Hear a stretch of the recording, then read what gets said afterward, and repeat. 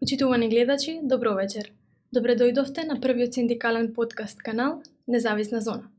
Јас сум Бојана Спасовска, а вие ја гледате втората сезона од подкастот посветен на работничките и човековите права, синдикалното делување и граѓанскиот активизам. Во втората епизода ќе зборуваме за состојбата со работничките и човековите права во земјата, економската состојба и глобалните предизвици. А наш вечерашен гостин е Здравко Савески, универзитетски професор, синдикалец и активист. Добро вечер и добре дојдовте. Добро вечер и баш ми е мило што можеме да поразговараме на синдикални и економски теми воопшто. Ви благодарам најпрво што ја прифативте поканата да бидете наш гостин. За почеток, господине Савески, како синдикалец и активист, според вас, каква е состојбата со работничките и човековите права во земјата и кои се најголемите предизвици за работниците и граѓаните во Македонија денес? Работничките права во Македонија во овие 30 години беа драстично намалени. Постојано се намалуваа преку закони и се кршеа во практиката. И беше тој закон за работни односи, во принцип тој повеќе е закон за заштита на работодавачите отколку на работниците. И тој закон требаше да биде променет во насока на подобрување на работничките права, но минатата влада од почетокот на својот мандат па до крај сето тоа само го одолговлекуваше и никако да го донесе тој нов закон и се уште го немаме тој закон. Тој закон наводно требаше да ги зголеми правата, тоест да врати одредени права кои досега работниците кои беа одземени на работниците, но тоа не се случи. И така што ситуацијата, водадената ситуација во Македонија е работниците имаат намалени права во смисла на укинување на права кои ги имаја во текот во однос на претходното ниво и кршење на правата, непочитување на закони, на законски дадените права. Значи тие два феномени на намалување и кршење не се исти. Едното се однесува на законско намалување на правата, веќе го немате тоа право, а кршењето се однесува вие по закон го имате правото, но не се почитува во реалноста. Во дадената ситуација во Македонија има одреден исчекор во последните години, не поради измени во законите, туку поради фактичката економска состојба, каде што драстично се намали бројот на невработени поради иселувањето. И во таква ситуација соодносот на моќта на класите, на работодавачите и на работниците се промена во корис на работниците, тоест малку се израмни таа моќ. Значи, сега работодавачите не можат да се изживуваат со работниците, бидејќи едноставно работниците имат можноста, ако не им се допаѓа на тоа работно место, да заминат на друго работно место. Тоа пред се одрази позитивно на нивото на примањата кои ги имаат работниците, но во однос на другите права од работен однос ситуацијата е доста лоша, тоест си остана горе-долу иста као претходно. Така што има сепак одредено подобрување во однос на примањата и нормално поради намалената невработеност го немаме проблемот на луѓе доста долго да чекаат работа и да морат да прифатат било што за екзистенција, но во однос на другите права дефинитивно дадената ситуација би можела да биде драстично подобра. Што мислите, каква е свеста кај работниците? Дали се запознаени со своите права и дали криваат глас кога не им се спочитувани, или мислите дека се уште можеби постои тој страв од можноста да го изгубат работното место? Пак ќе кажам, тоа имаме една нова ситуација, е доста различна ситуацијата во една земја кога имаме висока невработеност и кога имаме ниска невработеност. Кога имаме висока невработеност, тогаш работниците едноставно прифаќаат што можат да прифатат и прифаќаат доста ниски плати и доста кршење на работничките права на работното место. Кога е ниска невработеноста, тогаш работниците ја добиваат можноста, ако не им се допаѓа на едно работно место, да одат на друго работно место. И поради оваа причина, кај нас малку се имат сменето работите и тоа треба да го нагласиме. Фактички работниците недоволно ја користат ова ситуација на изравнување на соодносот на сили меѓу класите. Обично работниците во тој дел нема некоја посебна промена, значи не покажуваат посебен интерес кон сопствените работнички права. Во принцип тоа може да се објасни со тоа што работниците како луѓе не сакаат баш да зборуваат и да се интересираат за ситуација кај што тие се подложени на експлоатација, кај што се третирани како човечки ресурс, како работна сила. И поради тоа, едноставно голем дел работници неќат да зборуваат за нивната состојба на работното место, бидејќи ги потсетува на ситуација кај што тие се подчинети и експлоатирани. И во тој дел може да се разберат работниците зашто не сакаат да се интересираат за говоранци за работнички права. Но работничките права се многу важни и ако не се знаат тие работнички права, тоаш може поради незнаење да едноставно се изгуби работното место или да се изгубат одредени права кои следуваат по закон. Така што јас би апелирал до работниците, иако се чини дека е некаква досадна материја работничките права, читањето на закон за работни односи, сепак по-досадна отколку да зборуваме за фудбалски надпревари или да шетаме во шопинг. Сепак тоа е нешто што го засега нашиот живот и треба поголем интерес да се покаже. Во крајна линија, јас ќе ги поттикнам нашите работници да земат да го исчитат законот за работни односи, бидејќи и тука во насока на поттикнувањето ќе кажам дека тоа не е некоја престручна материја кај што вас ви треба економско или правно знаење за да можете да го читате тој текст.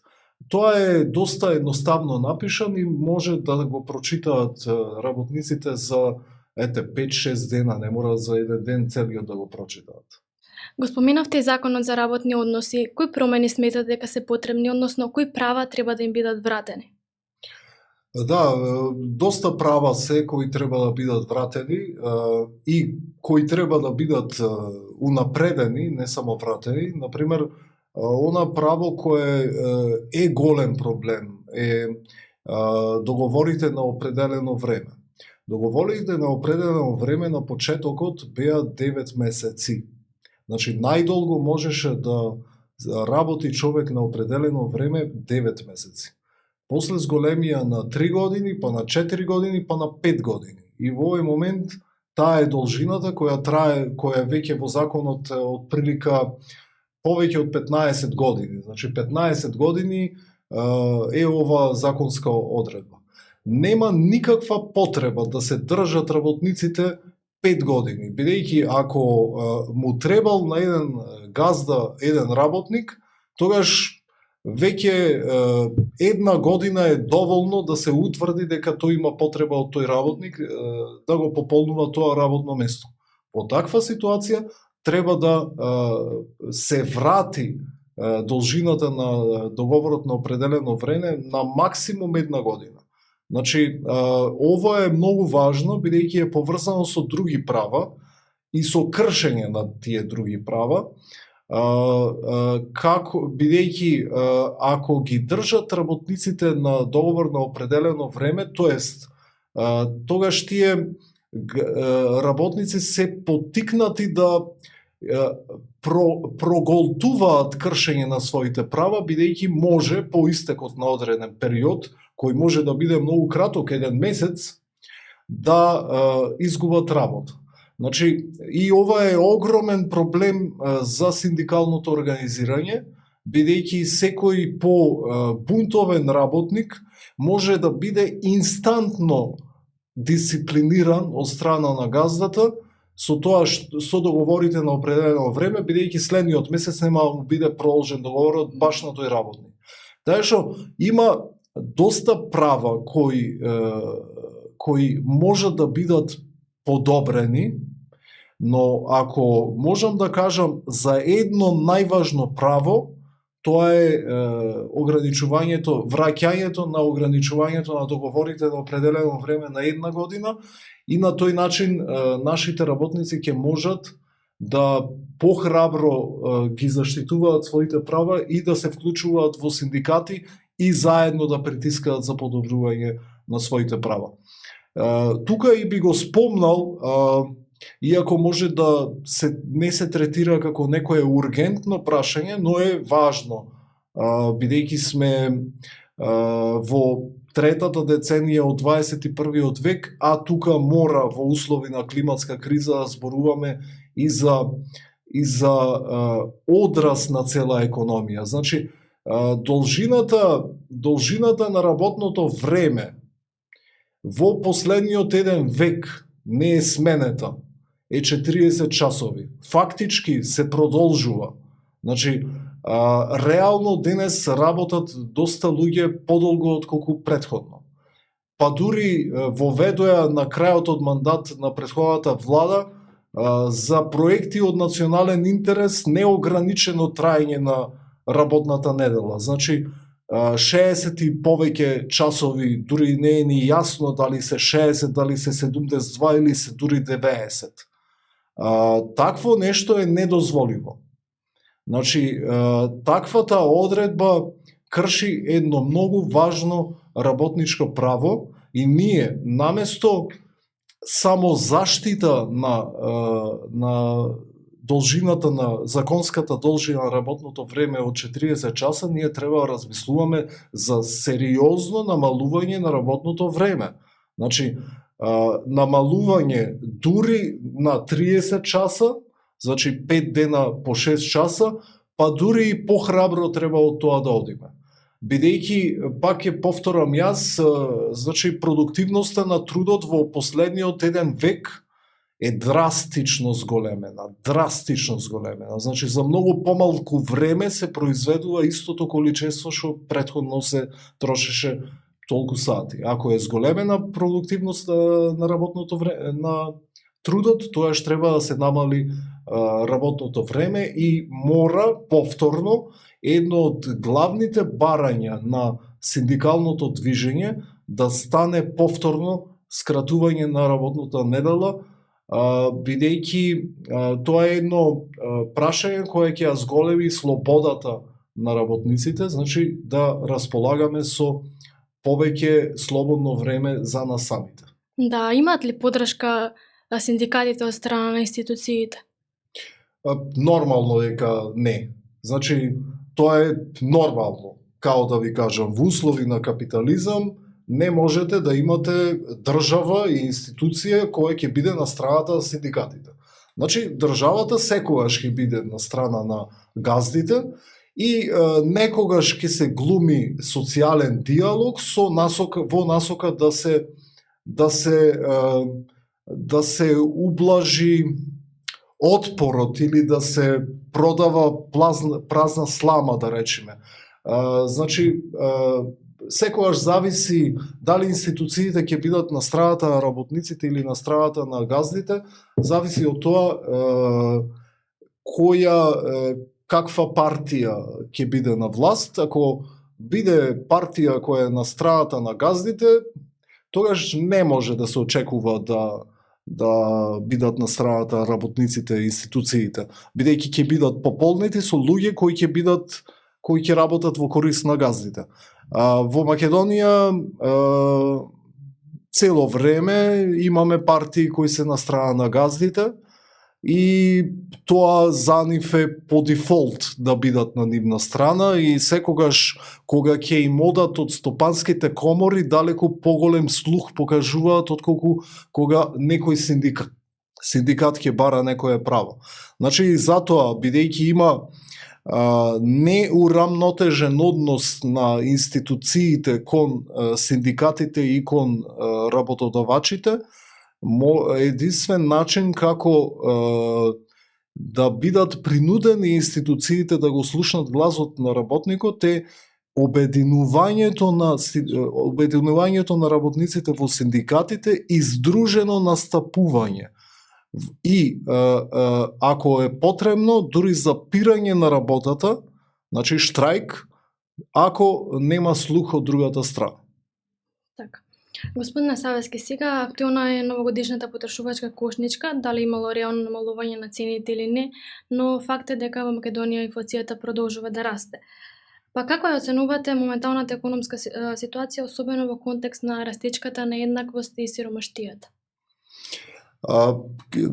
Прво за мерките, мора да има мерки како новогодишна кошничка или есенска претходно, значи тоа е еден добар исчекор во однос на политичкиот наратив во Македонија, бидејќи претходно долги години, скоро 3 децении, светоста на слободниот пазар беше издигната како вредност на самата себе. Деме како пазарот е слободен и нас ќе ни било подобро.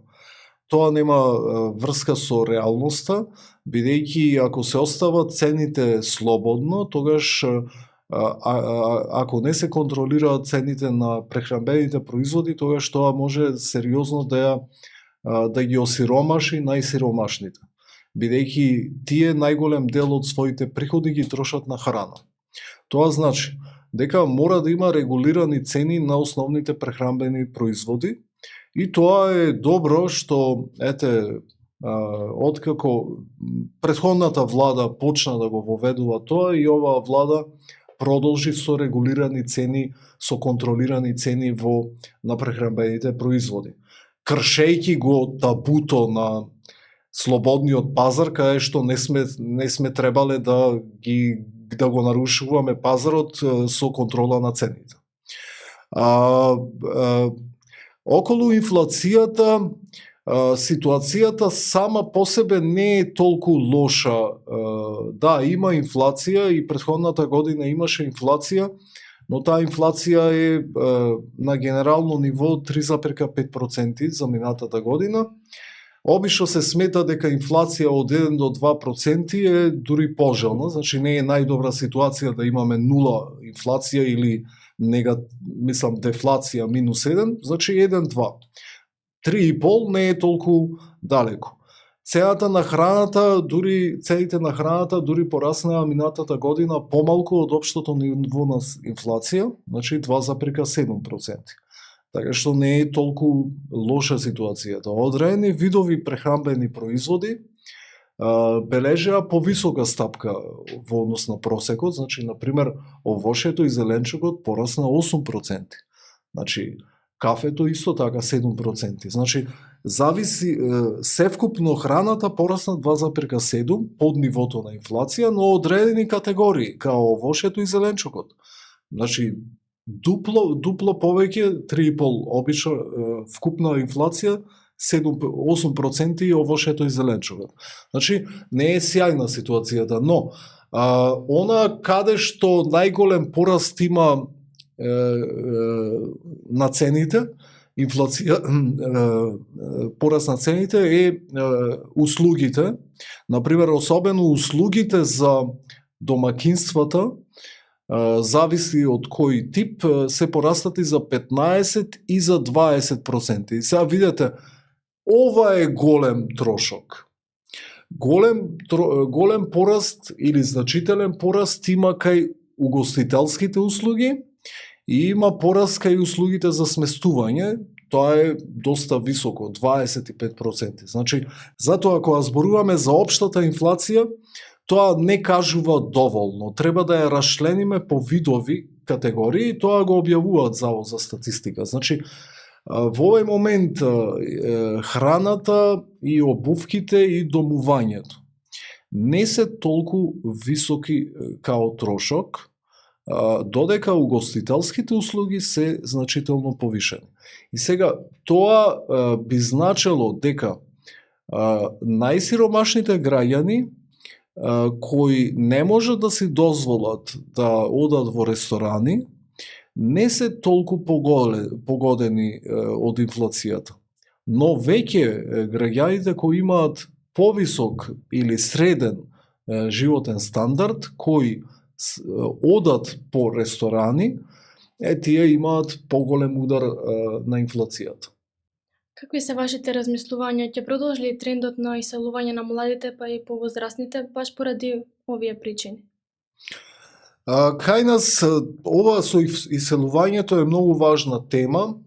Значи, иселувањето фактички нас ни направи као држава и као население во нашата држава и една позитивна и една негативна последица. Позитивната последица е поради значителниот процент на иселување се реши проблемот на невработеноста во добра мера и се зголеми преговарачката моќ на работниците во однос на газите.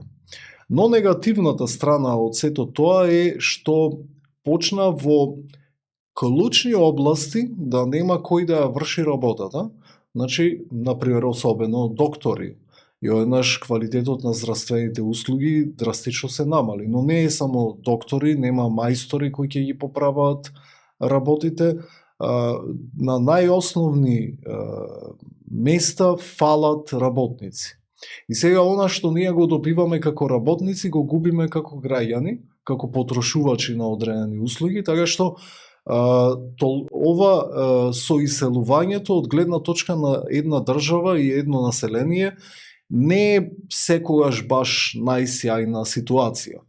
Особено не е сјајно бидејќи фактички ова цедење на работна сила на која сме ние изложени, тоа значи дека нашата земја, као и други земји, особено на Западниот Балкан, се лишени од иден напредок, бидејќи тие луѓе што ќе се иселат не можат да придонесат за добробита на својата земја.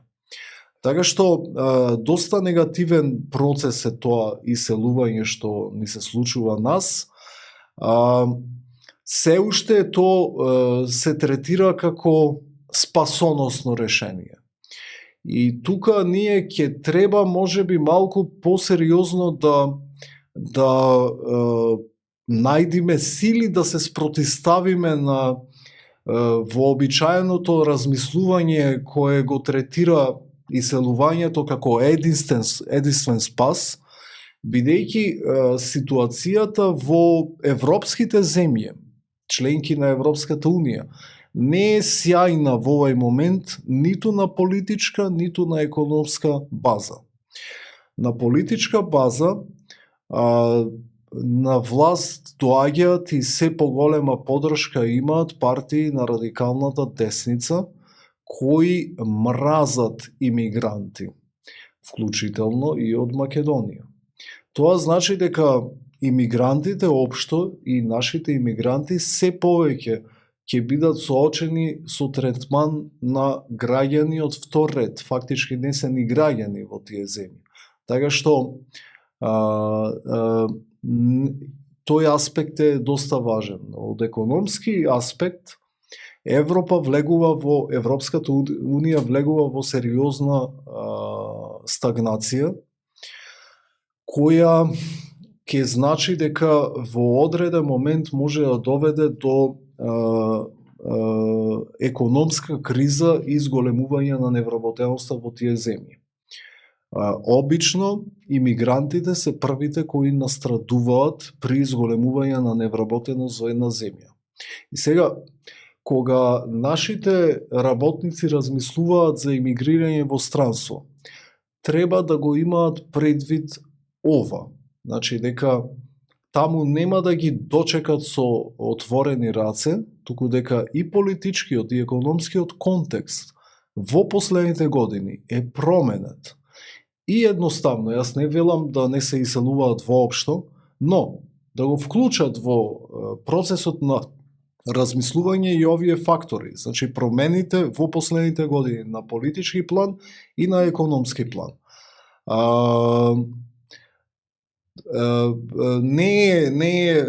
Мислам, тука е она причина зашто ние во услови на намалена невработеност, значи кај што секој што сака да работи во принцип може да најде работа, не го искористуваме доволно, бидејќи кај нас, наместо да се борат работниците на работното место, а ја имаат поголемата преговарачка моќ во однос на газдите, тие она што го прават е менуваат работно место во земјата и добиваат горе-долу иста ситуација, за нешто можеби малку подобро, за нешто малку полошо, ама генерално исто. Именуваат 5-6 работни места и сите исти. Или се иселуваат. И никако не се организираат, ако се организираат, ситуацијата би била и подобра од она што е во овој момент, барем во однос на примањата. Сметате ли дека државата се вложува за да се ги задржи своите граѓани? Вложува ли во здравство, во квалитетно образование, зголемување на довербата во правосудството, подобрување на животниот стандард, намалување на сиромаштијата и така натаму? Она што во голема мера, например, она што го направи државата реално во последните години е што го подигна животниот стандард преку зголемување на минималната плата, која во периодот последните 7-8 години е зголемена за 100%. Но, она што се покажа во сите, значи ние имаме сериозен процес на иселување во период кога имаме сериозен процес на зголемување на минимална плата. Значи ова не е баш компатибилно како објаснување. И фактички кажува дека не толку се иселуваат поради лош животен стандард, туку се иселуваат поради лоша ситуација во земјата. Лошата ситуација во земјата ја прави, значи одиме на категорија која е квалитет на живење, не само животен стандард, туку квалитет на живење. Често нашите граѓани го гледаат само аспектот на животниот стандард, значи на нивото на примањата, а квалитетот на живење го пуштаат на втор план, иако фактички при иселувањето се гледа дека им пречи тоа што е лошо животниот стандард, што ни паѓа квалитетот на образование. Дури состојбата со животната средина, макар што мислам дека тоа повеќе само се кажува отколку што навистина се мисли. Значи мора државата, ако сака да ги задржи нашите граѓани, мора да ги подигни нивото на корупција. Значи на луѓето многу им пречи тоа што кај нас хара корупцијата. И сега, наместо значи во овие области треба да се работи, да се врати довербата на граѓаните во сопствената држава. И тука има обврска секоја власт да преземи чекори, значи недозволиво е ова ниво на здравствена заштита. Недозволиво е ситуацијата со образованието. И сега не може преку ноќ, но, например, ако се зголемат инвестициите во тој дел, автоматски, не автоматски, но ќе се создадат предуслови за подобрување на квалитетите. Но едноставно и при тоа ние зборуваме за ситуација каја што буџетот на Македонија, на државата, е 6,5 милиарди евра за 2025 година. За да ставиме во контекст, дуплирана е висината на буџетот во однос на 2018 година. Значи за 7 години е дуплиран. И сега за 7 години, кога имате дупло повисок износ во однос на 2018, тоа значи дека вие како држава располагате со финансиска моќ да преземете некои работи. И сега треба вложување во здравство. Значи, тука е главната причина, бидејќи ако не, политичарите наши размислуваат само на краток рок, значи само гледаат самите да извлечат користи, нивната клиентела партиска позади. Но она што е многу важно е да се размислува долгорочно, значи ова губење на верба, на доверба на граѓаните во државата, значи големо иселување на луѓето и едноставно ние ќе дојдеме до точка каде што нема можеби да функционираме како држава, ќе немаме иднина бидејќи квалитетни луѓе, млади луѓе ни бегаат од земјата. Така што мора малку сериозно да се размислува во тој аспект и да се потрошат тие буџетски средства таму кај што требаат, а не само да се краде. Ја споменавте и здравата животна средина, односно дека ја заслужуваме. Мерки се предлагаат, но како да не се применуваат. Сега особено актуелна тема во зимскиот период е квалитетот на воздухот и е тема која што сите не засега. Што мислите, како ова влијае на основните човекови права и што треба да се превземе и од страна на граѓаните и од институциите? Да, јас ќе потсетам на една одредба од Уставот, мислам дека е член 42, каде што пишува дека секој е должен да ја штити и унапредува животната средина. И сега, пратете, не власта е должна да ја штити и унапредува, туку секој од нас. И сега, гледајте, кај нас однос кој го имаме малку со двоен стандард. Ние сакаме да се властите да ја почитуваат Уставот, ама ние малце ноншалантно се однесуваме кон нашите обврски во однос на Уставот. Значи, секој од нас треба да го напредува животна средина. Загадувањето на воздухот е само еден дел од еколошките проблеми кои не засегаат. Значи, имате загадување на водите, имате загадување на почвата, деградирана ни е почвата драстично, имате звучно загадување, имате светлосно загадување. Значи, многу аспекти има на загадување кои го прават неквалитетен нашиот живот. И повторно, тука важна поента ќе кажам. Значи, повишувањето на животниот стандард автоматски не носи и повишување на квалитетот на живот. А квалитетот на живот е суштината, не е животниот стандард. Животниот стандард треба да биде средството што ќе донесе до квалитет на живот. Но ете, во последниот период, иако и номинално и во реален износ платите пораснаа, квалитетот на живот опадна. Меѓу другото, тоа и се гледа во квалитетот на нашиот однос кон природата, значи и поради тоа ние насекаде имаме ѓубре, ама околу ѓубрето што го фрламе насекаде, што го има насекаде, тоа не значи дека министрите во владата го имат фрлено, тоа значи дека наши сограѓани тоа го имат направено и тој ноншалантен однос, значи ние самите си го влошуваме квалитетот на животот по неколку линии и по линија на непочитување на животна средина. Значи, околу загадувањето на воздухот треба институциите и на државно и на локално ниво да преземат одредени мерки, но при тоа да не заборавиме дека и самите граѓани имаат обврски и повторно ќе потсетам на Уставот на нашата држава. Во тој аспект, значи, знаеме дека има загадување од индустријата, знаеме дека имаме загадување од домовите, но има загадување и од транспортот. Загадувањето од транспортот е најлесен проблем за решавање и секој што е загрижен за квалитетот на воздухот треба да и самиот да го дај придонесот да не се влоши ситуацијата. Значи, постои. Има јавен превоз, има пешачење, има возење велосипед. Значи не мора во секоја прилика на 100 метра да се користи сопствениот автомобил.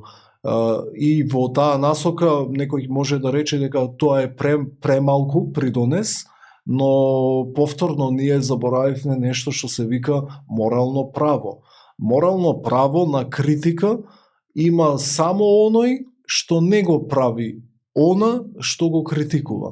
А ние, го забораваме тоа и често, например, иако човек кој е склон самиот да направи коруптивен акт, го наоѓа за сходно да критикува власта дека била корумпирана.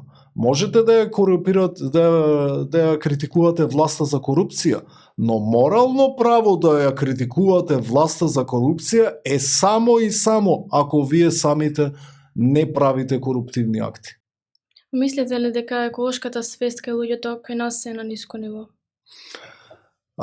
Еколошка свест кај нас е дефинитивно на ниско ниво, тргнувајќи од самиот факт што веројатно многу мал процент од граѓаните знаат дека е наша должност да не само да ја штитиме, да ја унапредуваме животната средина, пратете, да ја унапредуваме. Значи тоа е должност која е малку плюс од самозаштита.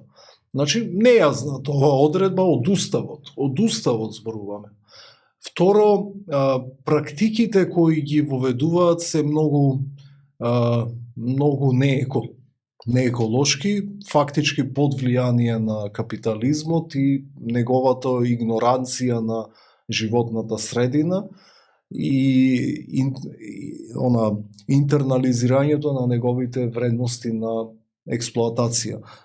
Едноставно, оној менталитет кој ни го има наметнато, каде што ништо подалеку од нашиот нос не интересира. И сега ако вие го интернализирате еден светоглед, тогаш едноставно ако ништо подалеку од вашиот нос не ве интересира, тогаш зошто да се грижите за останатиот жив свет.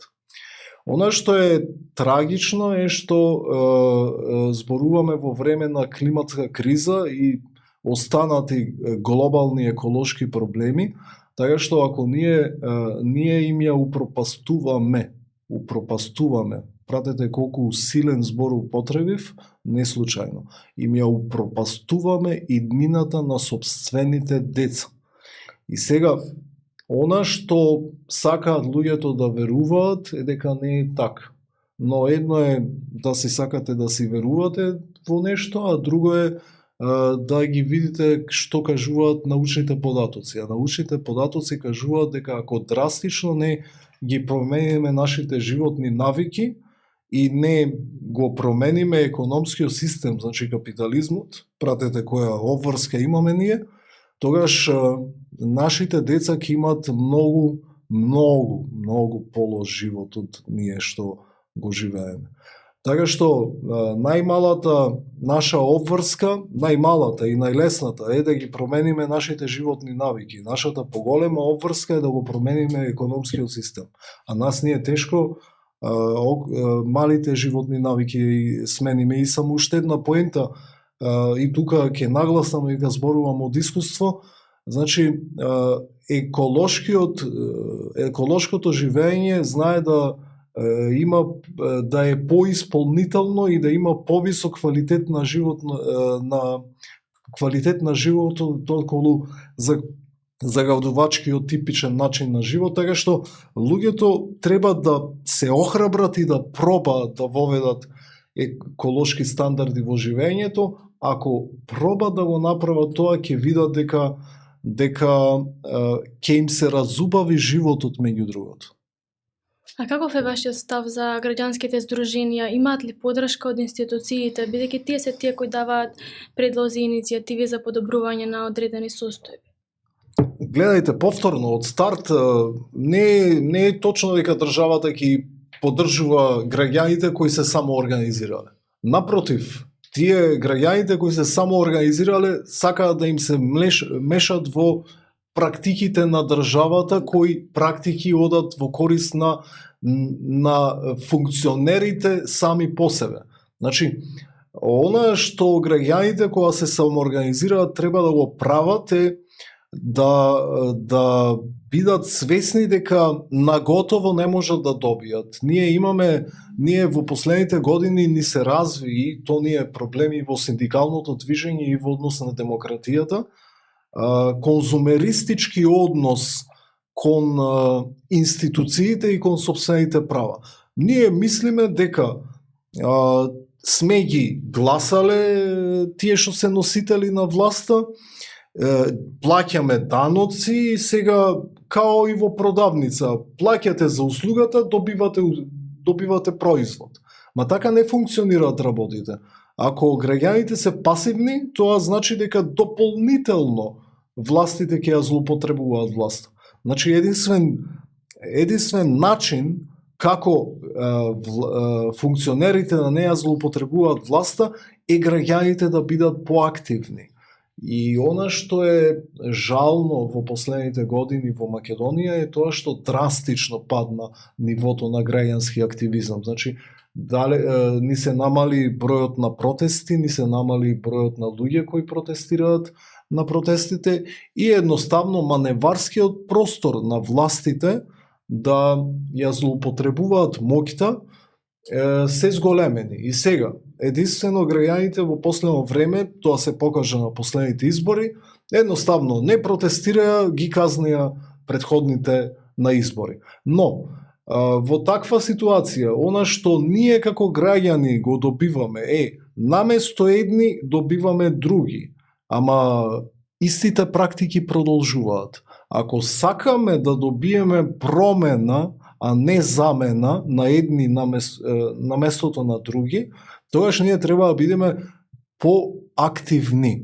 Значи, да ја вратиме таа поголема активност, но повторно ние се соочуваме со ситуација кај што менталитетот на маса луѓе во Македонија се менува и тоа е доста проблематично, кај што луѓето сметаат дека е исправно само да кажуваат колку ситуацијата во земјата не чини, а тие да не сметаат дека треба да дадат личен придонес да се променат работите. И ова е доста негативен тренд кој ни се случува и тренд кој за жал не е на повидок дека е можно да има промена околу тоа. Во последните години светот се соочува со бројни кризи, бројни војни и хуманитарни кризи, па би сакала да поразговараме и за проблемите на глобално ниво. Како ја оценувате глобалната ситуација кога станува збор за правата на бегалците и мигрантите? Општо, ситуацијата на глобално ниво е многу негативна и тоа само по себе е лошо и лошо е и за нас самите. Нивото на бројот на војни се одеднаш стана значителен и почнаа војните да се нормализираат. И сега гледајте во овие што се случува во овие 10 години. Например, во ситуација кај што нас ни се заканува климатска катастрофа, она што беше потребно после Парискиот договор 2015 година, светската економија да се екологизира. Државите меѓу себе да соработуваат што повеќе за сите заедно да ги решиме нашите глобални проблеми. Она што во реалноста ни се случи е наместо да се екологизира светската политика, со исто толку забрзано темпо ние одиме во спротивната насока, се милитаризира светската политика. И наместо соработка ние имаме повторно поделба во два блокови, источен и западен. И таа ситуација, значи, има поделби и на политичка линија, има политички последици и економски последици, и има предизвикување страдање на огромен број на луѓе. Особено она што се случува во Газа, е преку сите граници на безобразлукот. Значи тоа е геноцид и веќе сите го кажуваат како геноцид, а геноцид е многу страшна работа, да бидеш убиен иако си дете од 2 години, бидејќи си од погрешна етничка припадност. Страшна работа.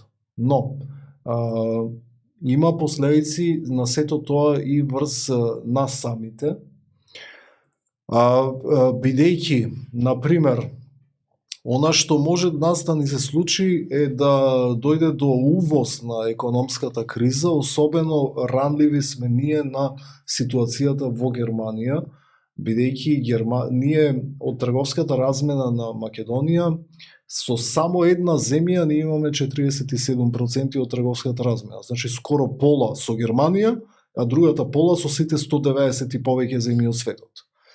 И тоа значи дека ако во Германија се намали побарувачката за стоки, тоа значи поради економска криза, тоа значи дека ќе дојде до прелевање на кризата во Македонија, тоест поради тоа ќе се намали производството и во Македонија и тоа ќе значи дека ќе има луѓе кои ќе останат без работа.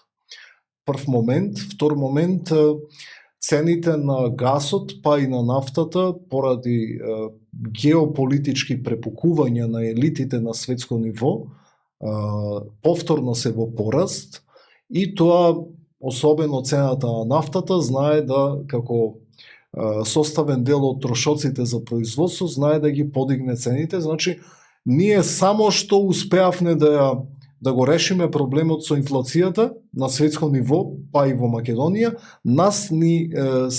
ние се соочуваме повторно со зголемување на цените и исто така трет глобален проблем и во Македонија меѓу другото е нивото на задолженост. Значи тие суми експлодираа на ниво на несфатливи вредности од типот на 300 трилиони долари на светско ниво севкупен долг. Кој може да каже колку изнесува тоа 300 трилиони долари? Која е разликата во обична перцепција помеѓу 200 трилиони и 300 трилиони? И во Македонија е голем долгот и тука би сакал да не заборавам да спомнам дека долгот и на граѓаните е значително голем. Дури ќе кажам дека, например, потрошувачките кредити само кон банките и штеделниците, значи не брзите кредити, имаат енормно високо ниво, значи 2 милиарди евра изнесуваат моментално или као секој жител на Македонија, 1.800.000, должи по 1.100 евра. И сега имајте преди, значи ги броиме и децата кои се родени денес, да речеме, во пресметката. Значи, на секој човек во Македонија има потрошувачки кредит од 1.100 евра, 66.000 денари. И сега имајте предвид дека има луѓе кои немаат долгови, тоа би значило дека оние кои имаат долгови по линија на потрошувачки кредити и нивниот износ е доста голем. И кога зборуваме за потрошувачки кредити, тоа, значи намерно ја зедов ова статистика, некој ќе рече дека стамбениот кредит е оправдан, но често голем дел од потрошувачките кредити се кредит поради луксузирање, значи нешто што не би требало да дојде обично, најчесто, и сега тоа значи дека малку некои наши граѓани си ги имат пуштено нозете потаму од чергата, тоа во услови каде што имаме редовни примања, каде што не е проблем со невработеноста, може некако да се тера, но јас би апелирал да се има предвид дека нема вечно да трае ова добра економска состојба или релативно добра економска состојба и затоа малку граѓаните да припазат со земањето на кредити. Како можат синдикатите, активистите и државите кои не се во конфликт во време на војна да помогнат да се заштитат човековите права и слободи? Она што нашата држава обично смета дека не треба да си го слуша империјалниот господар во однос на светските кризи и едноставно нај се замара. Значи, ние немаме никаков позитивен став кон страдањето, тоест немаме став на поддршка на солидарност со граѓаните од Газа. Значи ги толчат, ние им се врши геноцид и нашата држава гајле е буквално. Јас ќе посочам дека тука не зборуваме потребата од промена на нашата државна политика во однос на кршењето на човековите права и војните. Не е само прашање на моралот, што е многу важна димензија, бидејќи ние сакаме во нашиот себе величачки наратив да кажуваме дека ние сме биле секогаш на вистинската страна на историјата.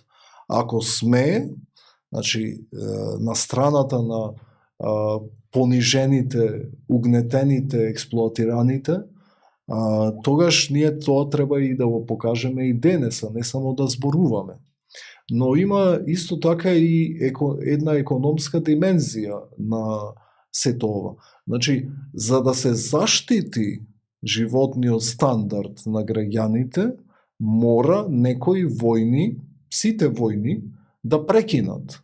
И сега Македонија, бидејќи гледајте, ако повторно се влоши ситуацијата околу житата во однос на војната во Украина, тоа ќе ги подигне цените на житните производи и повторно ќе паѓа животниот стандард и во Македонија. И сега ќе речат властите, тоа не зависи од нас, зависи од некои други.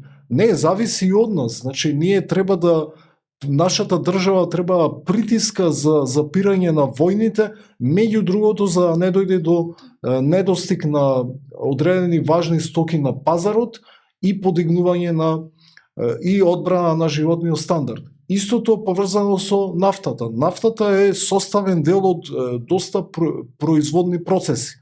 И сега ако е нафтата таква категорија, тогаш таа во голема мера зависи од тоа на Блискиот Исток да има мир, значи македонската влада нема само морална, туку економска обврска да ја напушти својата вазалска политика и да почне да води принципиелна политика, значи за запирање на војните.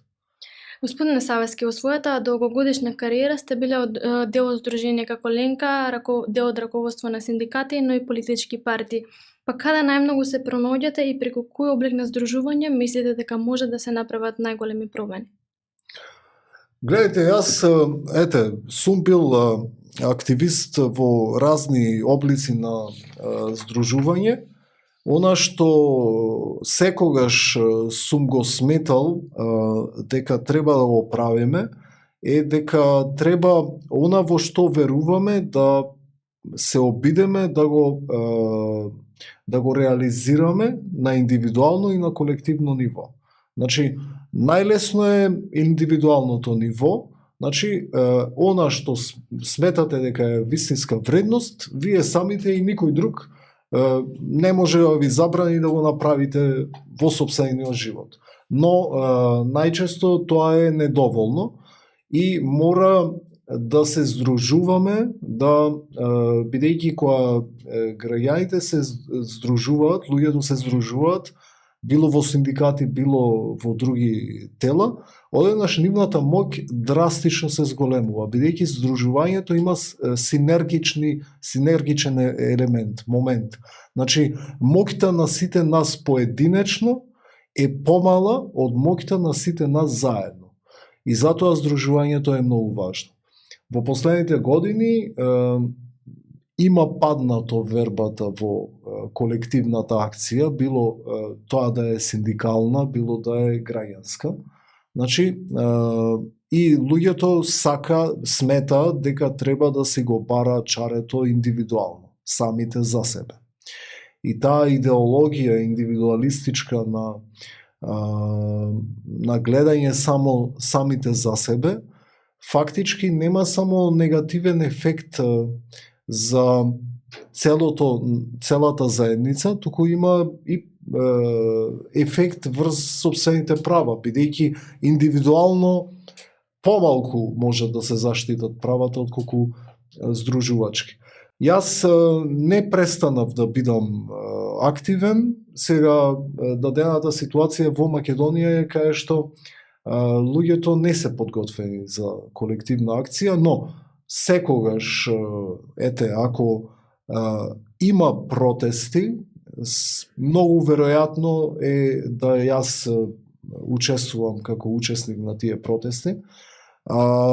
И на индивидуален план исто така го давам максимумот. Во крајна линија, она што е доброто во активизмот е што знаете и што можете со чист образ да кажете јас сум го дал мојот придонес. Некогаш може да се успее, некогаш не. Она што има една позната синдикална изрека која вика ако се борите, може да изгубите. Ако не се борите, веќе сте изгубили. И сега она што во Македонија го очекуваат од борбата, ако решам да се борам, значи сакам гаранција да ги ќе успеам. Таква гаранција не може да има. Значи ако се борите, можно е да изгубите. Може ја победите, ама може. Значи зависи од ангажманот и зависно од другата страна. Значи нема гаранции во борбата, но таа борба сепак мора да се води, бидејќи не смееме да ја изгубиме вербата дека позитивните промени се можни.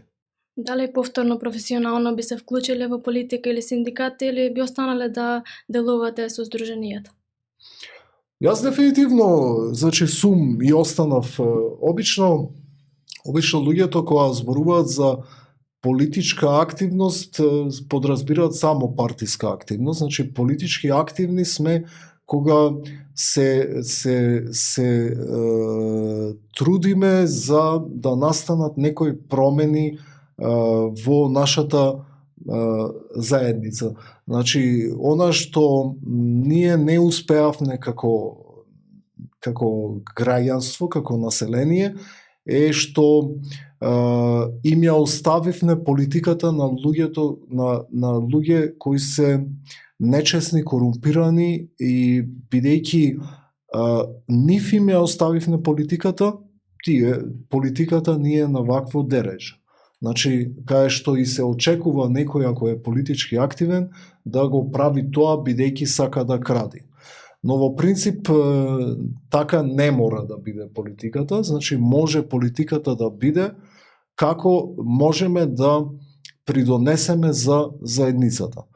И треба од работите кои треба да ги промениме дефинитивно е да луѓето кои имаат честни намери да станат поактивни, не само во политичките партии, туку и во синдикатите, и во граѓанските движења, и со својот придонес да ги променат работите во нашето општество. Бидејќи со седење настрана или само со индивидуален придонес, многу малку можат да се променат работите. Тешко е сето ова, особено во Македонија, особено во ситуација кај што луѓето мислат дека единствен спас е иселувањето, но не е единствен спас иселувањето, мора да се бориме во самата земја да ја направиме подобро место за живење. И пак ќе кажам, околу иселувањето, бидејќи е важно, ние имаме традиција на печалбарство и добро е луѓето да се сетат дека тоа не е печалбарот, не е човек кој кого го дочекале со отворени раце во земјите кај што биле, туку биле луѓе кои се мачеле, кои поради тешкотија морале да се иселат. Значи, не е и денес драстично променета работата и не сметам дека освен во одреден број случаи, сметам дека не сите кои се иселиле дека го направиле позитивниот чекор. Значи, мора да ја смениме тоа убедување дека единствен начин за решавање на нашите проблеми е иселувањето и треба повеќе да видиме колку ние самите, за собствените деца, ако не ништо друго, да ја направиме земјата подобра од она што е. За крај, која е вашата порака за младите активисти и за сите оние кои сака да се ангажираат во заштитата на работничките и човековите права? Здружувајте се и борете се. Повторно ќе кажам, ако се борите, не значи дека нема гаранција дека ќе успеете, ама ако не се борите, тоа ќе изгубите. Тоа што дефинитивно малку похрабро, доста со таа пасивност, дајте малку да ги смениме работите кои ги имаме, да ги направиме подобри. Ви благодарам на гостувањето и на одвоеното време. А вие, драги гледачи, за да не поддржите и да бидете информирани за емисиите кои следат, претплатете се на каналот Независна зона и следете на социјалните мрежи. Се гледаме во наредна епизода. Поздрав!